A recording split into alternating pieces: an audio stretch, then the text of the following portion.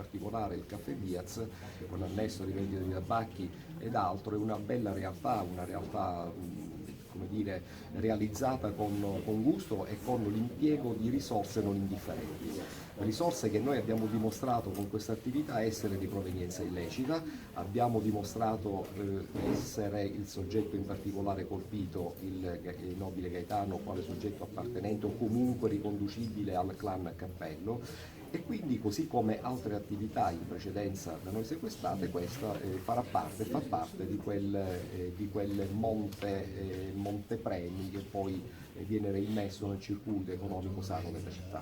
Le attività sequestrate in regola, nel senso che sono il frutto di attività illegali.